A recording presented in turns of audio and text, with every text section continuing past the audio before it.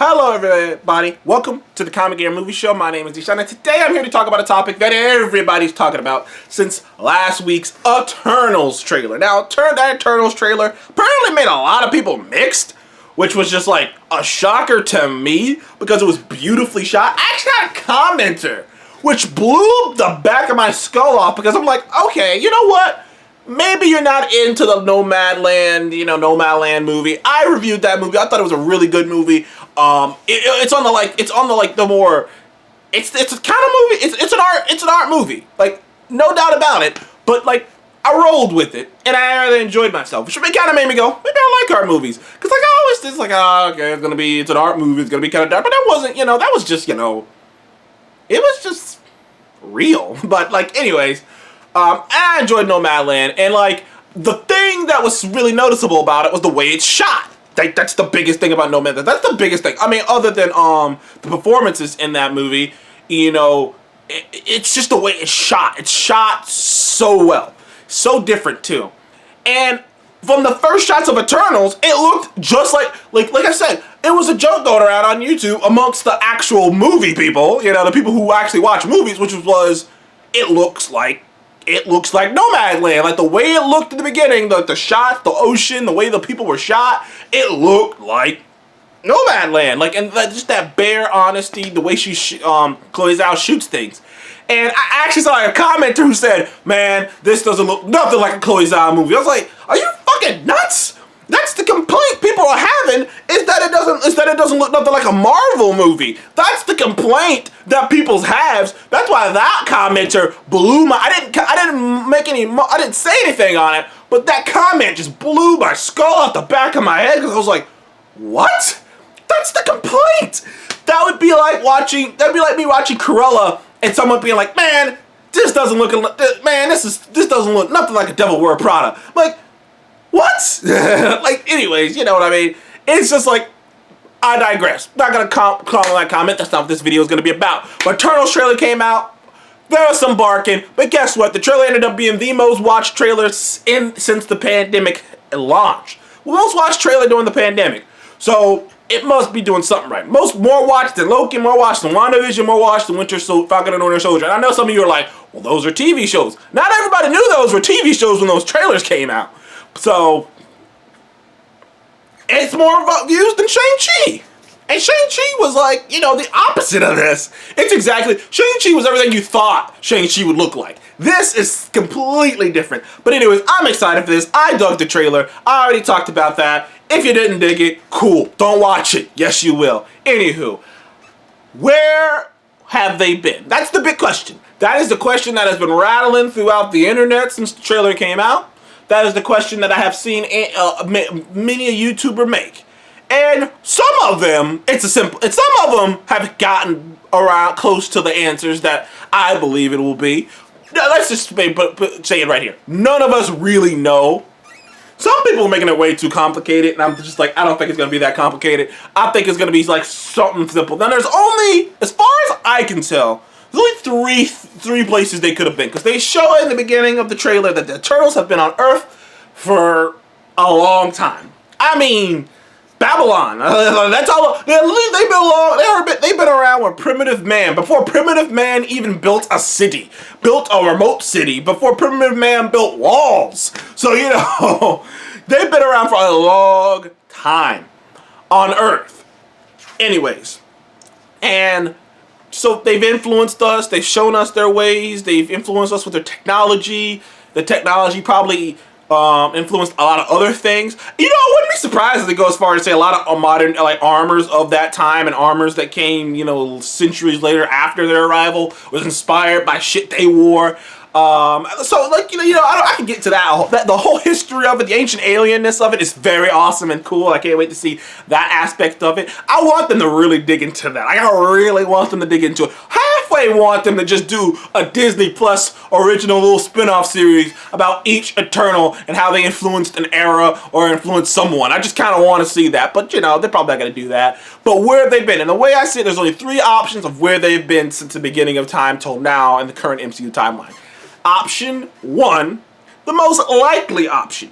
In the comics, it's established well in the comics that a character, Sprite, this might be a spoiler for the movie. That's why I haven't talked about this. I haven't really made a lot of videos talking about the Eternals because I'm just like, I don't know if this is going to be in the movie and I don't want to spoil something if it ends up being in the movie, but it's in a comic that came out like 12 years ago. But Neil Gaiman, the great Neil Gaiman, you know, guys wrote a lot of things. Wrote a comic, wrote a reimagining of the Eternals. I mean, kind of a reimagining. And in it that version, Sprite, who's who's an Eternal, in the comics it's a he, but in the movie it's gonna be a she. She's forever stuck a youth. She's forever stuck. Like basically, she's stuck in the body of like an 11-year-old, like just on the verge of like she's stuck. She's stuck right before she's about to start getting the stages of puberty. And then on the comics, it was basically like a collection of things. It's the collection of she can't have a lover because no one wants to be with him or her, you know, the movie and stuff. It's she's losing her mind because she's stuck in this body and she's has an adult mind in this child's body and she just can't cope and she's losing it and she wants to have and she wants to be able to be human so she can at least age. And so she comes up with this elaborate plan through a bunch of other things to erase all the Eternals' minds so that they don't remember that they're Eternals, so that she can age. Like the way that she figured out how to age was weird, but that's the gist of it. She erased their minds. They didn't know they were Eternals until the comic starts, until the events of the comic unfold. Now, that is most likely the solution. Easy solution. They didn't know they were Eternals. They were here on Earth. Easy solution. That's probably the number one solution. My only problem with the mind thing is they did it already with Captain Marvel, so I wonder if Kevin Feige wouldn't want to go back to the well and do it again. You know what I mean? I wonder if he wouldn't want to go back to the well and do it again. And honestly, there's a way for them to get to the mind thing because the Eternals do this thing where they like combine their powers together and become a single being. Like this. Like, that's not like they fuse together, like, it's not nasty, like, they become like this being of, like, light called the Unimine, and, like, all their powers are combined, they become, like, fucking Captain Planet or some shit, like, goddamn Voltron or something, they just combine together to make one super being.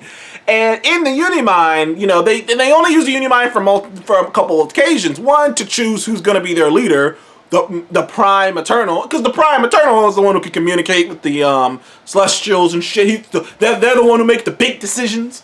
The Prime Eternal and so they only come together to figure out who's gonna be the Prime Eternal for those occasions. Like that's when they form the Unimine to figure out who's gonna be the leader when they feel like they need to choose a new leader and to handle a big threat that they can't handle on their own. You know, I mean, because you gotta kind of do it like that, because they're eternal. They can't kill each other. No one can kill them, so they gotta just kind of be civilized about it, and this is the only way to do it. So, but they form the Unimine, and it wouldn't be far-fetched to say that Sprite, while they were in the middle of the Unimine, when they formed the Unimine, decided to fuck with one of them. Decided to do something to affect all their minds. I mean, Sprite is known as an illusionist. She's kind of like Loki in that sense. Kind of probably why she wears green.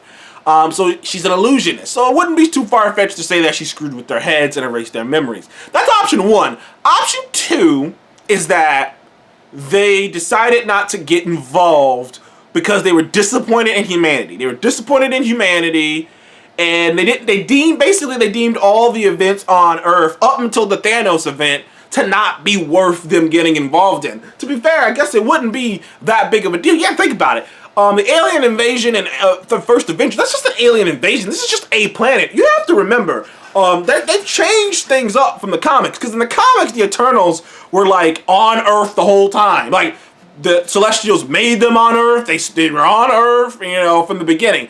But in the movies, the Eternals were made somewhere else. Maybe the Celestials grabbed some men, like at the beginning of the dawn of man, and took off with them, experimented, made the Eternals, and they came back.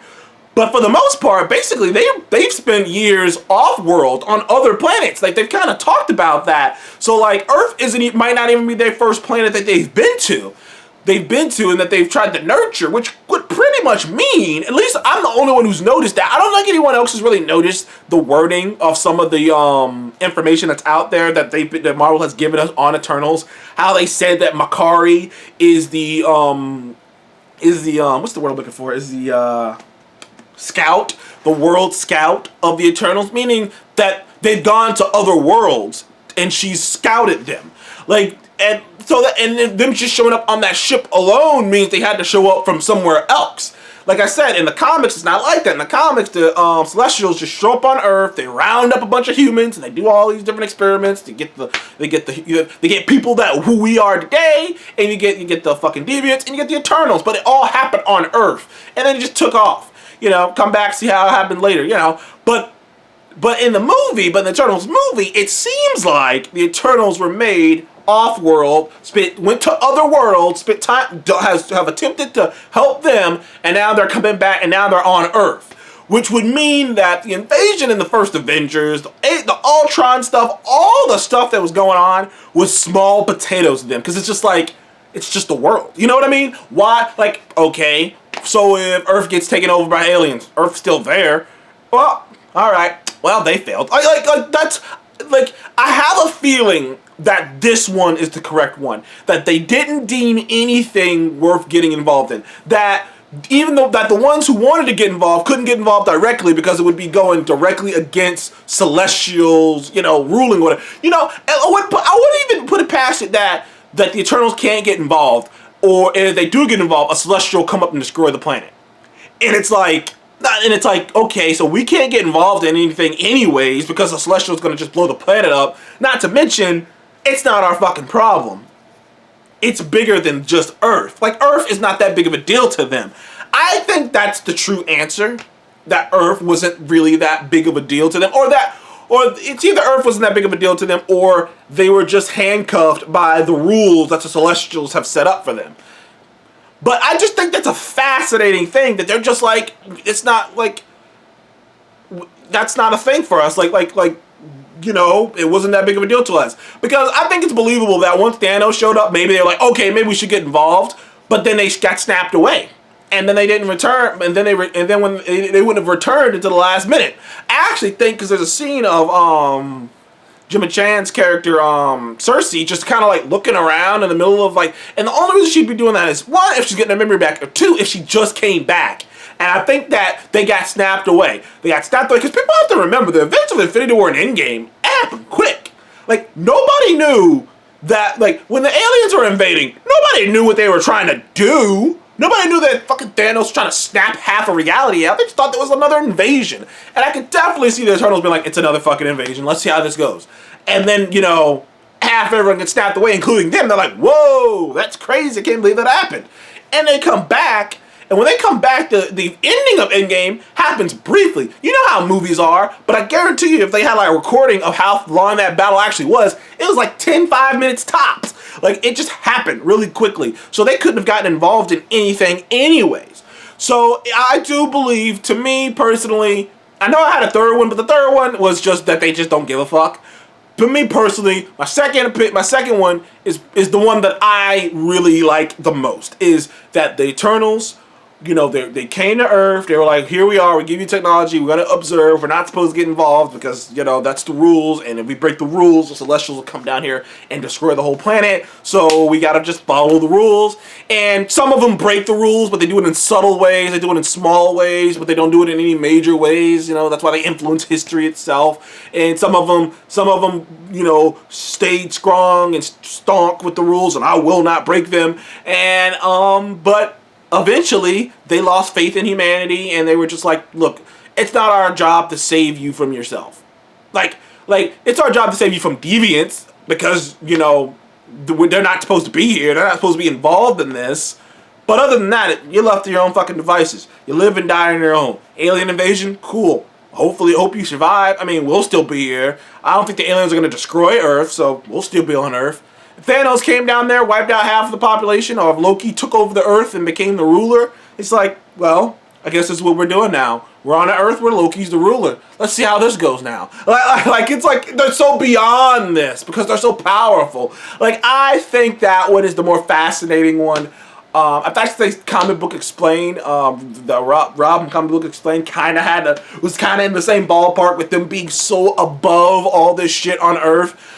Only question I have is, only reason I'm doubting that one even a bit is because I see that Cersei loves humans, and I see that Kango's a Bollywood star and shit. So clearly they've been involved. But like I said, I'm curious to how they're going to go about this. Either way, that's the $1 million question. That is the $10 million question. Actually, that's the $150 million question. That's about the movie cost. But where have the Eternals been? Why haven't they gotten involved? Where have they been? Theorize, comment in the comment section. Let's get this going. Anybody got something good, you know I'm going to reply. So comment below. Where have the Eternals been the whole time? Where have they been the whole time? Why haven't they shown up? We know we're going to see fucking Celestials the size of fucking skyscrapers. No, fuck that. Bigger. They were going above the clouds. I'll never forget that image that came out at Comic-Con long time ago of just these Celestials just walking on Earth. The clouds at their fucking kneecaps. I'm like, the clouds at your kneecaps. Or that Celestial where the moon was this big. Like, man, I mean, you have to understand. Nowhere is the severed head of a celestial being. Nowhere is big enough to be a small planet. It's at least big enough to be a moon. Probably bigger than that. So, like, these guys are like these space. That's a crazy concept. That is some sci-fi out there shit. A giant, cybernetic space god. That is some out there sci-fi shit. That's why I'm so excited for Eternals. It's because it's gonna be so out there, man. It is gonna be out there with the giant space god, celestial beings. You know, it's not like we don't know about them, but just seeing one of them, and you know you're gonna see some of them. Oh man, that's why I say like you would just wait for the main. You know they're gonna put it in a trailer, in the actual official trailer. Oh, they're gonna put a celestial in there. We probably won't get it until right around like. I think Shang-Chi come out first. Shang-Chi come out first. So probably like shit. When will we get that? September? Yeah, we'll probably get the official trailer for Eternals in September. Probably. Because, you know, we got marketing for, you know, other things too. But we'll probably get that official trailer sooner rather than later. But man, I am excited. I can't wait to see. Comment below, like I said, what do you think happened? Please comment below and let me know. Thank you guys for joining the Comic Game Movie Show. I will see you in the next one. Goodbye.